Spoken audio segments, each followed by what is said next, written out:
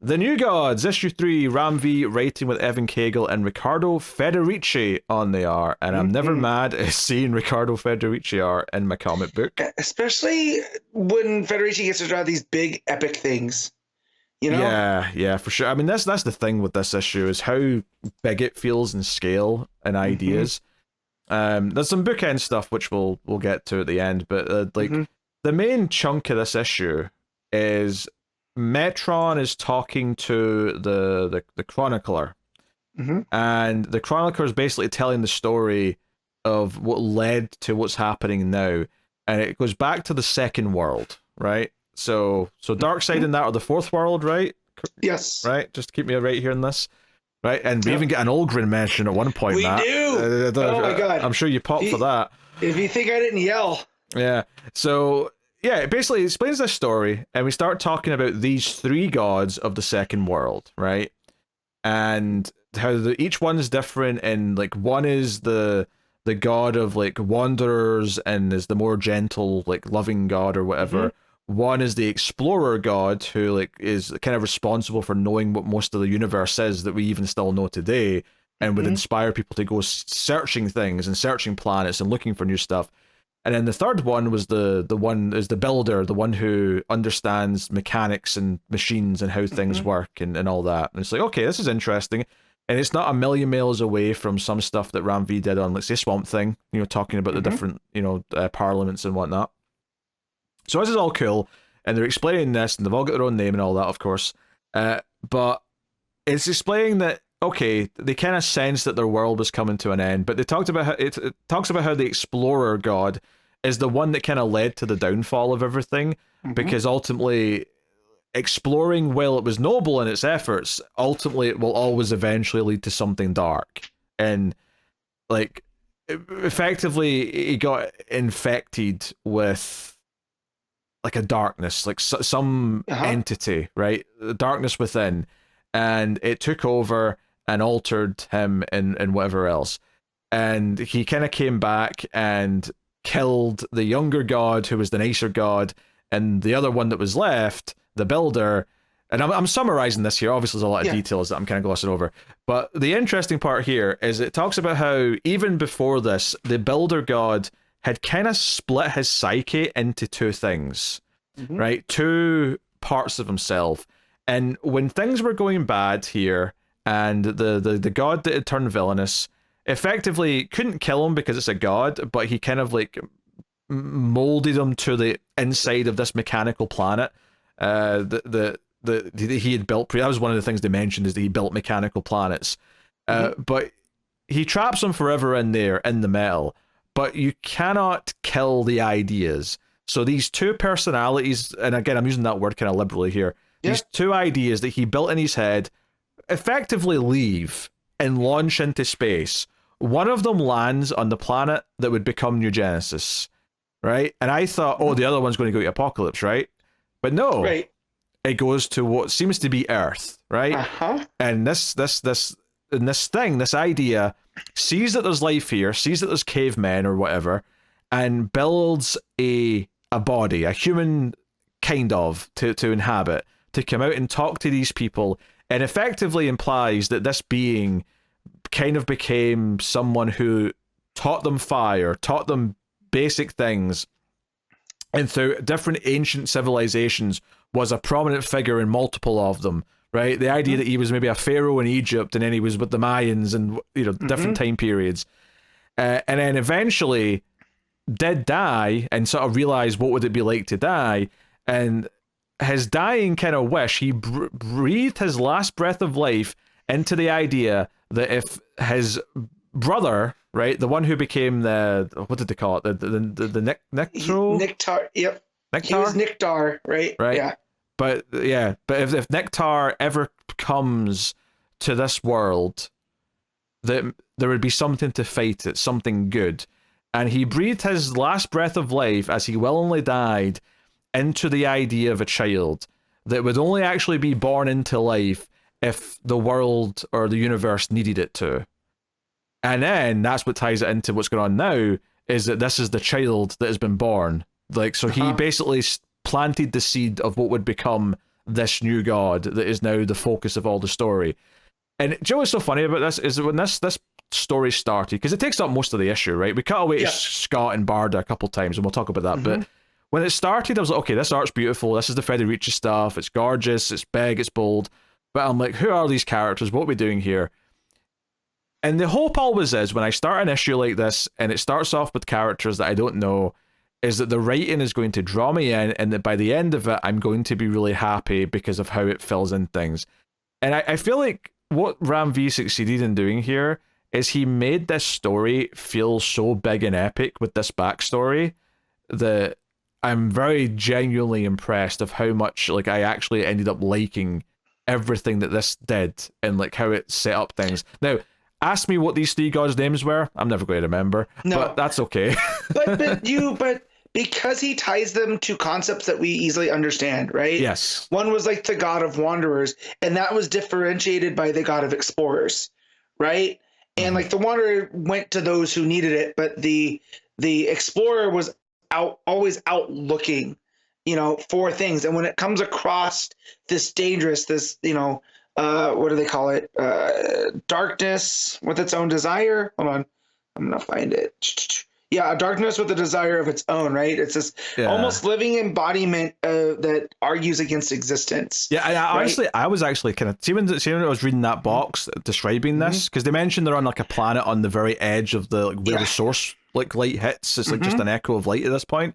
I was like, is this the anti-life equation? Is this like stuff that's ultimately going to become what Darkseid wants, kind of thing? Right, because but see, Darkseid, the anti-life isn't like against existence, right? The anti-life needs existence to occur. That's why it's the anti-life and not death, right? Because it's just subservience and all that type. Well, but that's the thing, though. This isn't killing. Like, this is taking over, right? This takes over. And to me, reading Ram V's other stuff before he was doing superhero things, this feels to me like this explorer is representative of colonialism, right?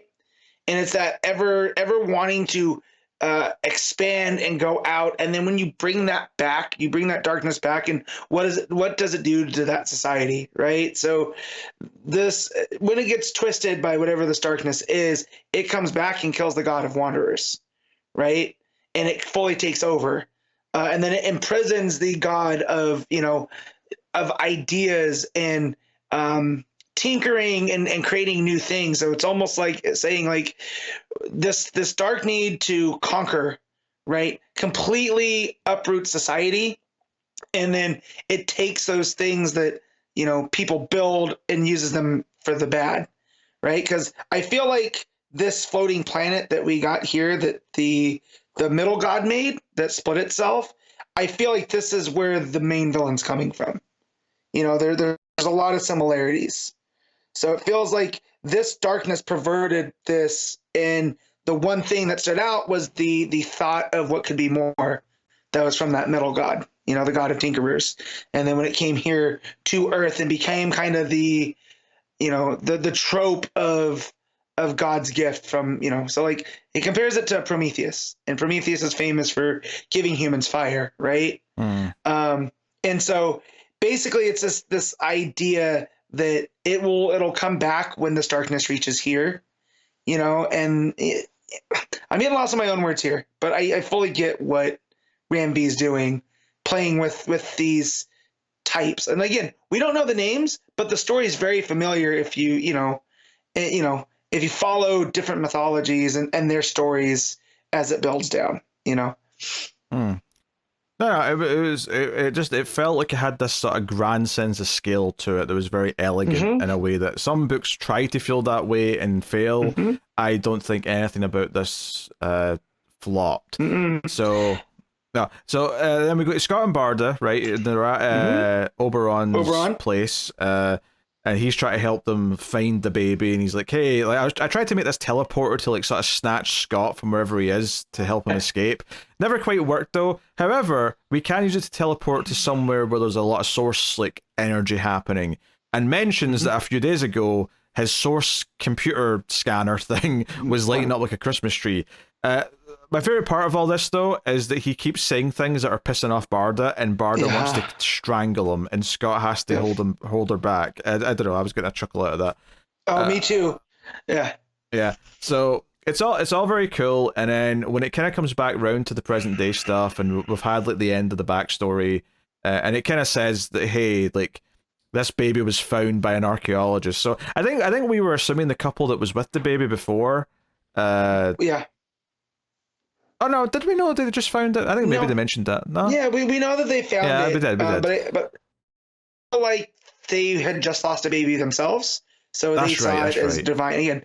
divine intervention, and that goes in to what this being represents, of being a Prometheus and It's whatnot. also a little Superman as well, because Yeah, well, or Moses, right? yeah, Like, obviously. But I mean specifically yeah, the idea that the Kents can't have a kid, and then right. a kid falls out the sky. Mm-hmm. Here Yeah. he is. So yeah, I mean we go back to like the present day stuff though. Obviously one of the things that's been happening is that Maxwell Lord has been trying to get his hands on this baby, and Mm-hmm. he's got a team of men who are going to just blow up the car, the taxi, the kid and the adults are in. And it's like, we don't care who else we kill. We know the baby will survive. We want the baby. Just do it. And the end of the issue is Mr. Miracle lands in the taxi. They've clearly found where the baby is. He Mm-hmm. deflects the missile, just standing there in the car. And the final page is him smirking, saying, "Oh, you boys are in so much trouble." As Barda just like Hulk rams their truck. Yep. It's oh, it's. Do you know what I love about this is that you spend all this issue building like how big the scale is, and everything about the Mm-hmm. backstory feels so grand and epic and ethereal and like larger than things we can comprehend. But then the people who are going to save the baby are the Mm-hmm. greatest like comedy duo of a couple in Yep. comic book history. It's Barda and Mr. Miracle, and it just feels there's something really nice and endearing about they're the ones who are going to save the new god and possibly whatever this baby can do to fight off this Mm-hmm. darkness that might be coming. I don't know. I Yeah. like that. I It's like it a so lot. good. Yeah, you guys are in so much trouble, and the smile. It's just like a slight smirk, you know. Yeah, that's all it is. Uh, That's all you need. yeah, Uh, yeah. So it also worth mentioning a couple pages. There's like a bit of fighting at the start on Apocalypse, and there's Mm-hmm. a couple of pages at the towards the end as well, where Carrick Dean is the one who's kind of defeated what was left of Darkseid's people in Mm-hmm. Apocalypse. We see Granny Goodness on the run because they're rounding up anyone who worked for Darkseid and was loyal to him, and says, "Hey, we're going to New Genesis next." So yep, Uh, so that's going on too. yeah. I mean, if they put a whooping on Darkseid like that, or not Darkseid, on Apocalypse, and Oh it was all yeah, kind of off panel, these guys are packing major heat. I mean, yeah, I don't think if Darkseid was around, this would be going quite Oh the yeah. same way. No, and I feel like the reason why they could do that is they felt the vacuum, Yeah, right? of course, yeah. Yeah. So So, yeah, we'll see how that goes yeah. as they progress things. But But I mean, again, it's weird to say a villain like taking over all of Darkseid and Darkseid, sorry, yeah, Apocalypse, and you know that feels so big and powerful like when you say that out loud, but it's by far the thing in the issue that I remembered the least after I read it, yeah, because everything else was so much more like, big and yeah, exciting, which is not to say this is bad, it's just that everything yeah. else is so good that Yeah, I love when Ram V does this, when he plays with ideas.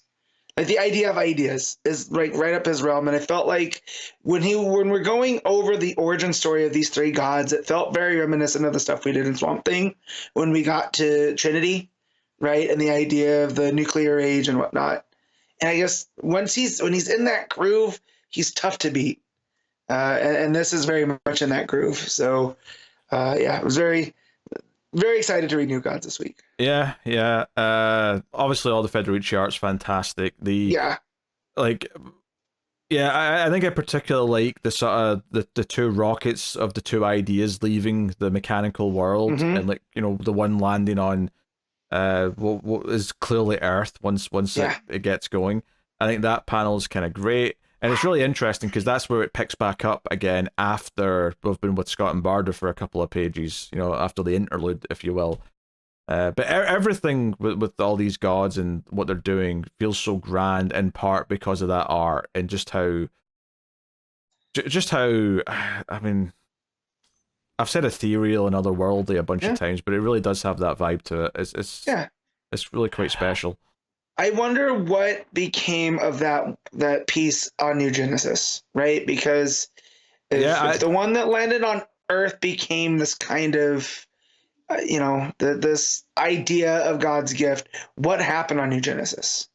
Well, if the one on Earth became effectively a living God who was able to guide humanity and advance humanity as best it could for centuries, it seems like, then, like, is the society that we currently have on New Genesis, like, in the same way that can that thank whatever landed there, like whatever that piece became?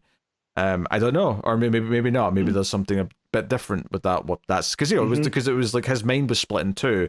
The other side of the mind might have been something very different in how it would work. Yeah, and that's what I want. I wonder what went over there and how it affects, High Father and all of them. If it did at all, right? Or if this is a new God that we didn't realize, because it is from the second world, right? And we're at the fourth world, so yeah, I would assume this would predate High Father. Right, but didn't have any influence on High Father. Like, I mean, it may have done. Influence, yeah. But predates High Father as far as I'm aware. So, fascinating ideas. It was just exploring the concepts and just having fantastic art to like accompany those concepts was just like a treat to read. And then the actual forward moving plot of having Barda and Scott come in to save the baby was an exciting ending to leave it on. So. What are you rating New Gods, Matt? I'm giving this a 9. I can't really fault it. 9 out of 10, I agree. That is what it is.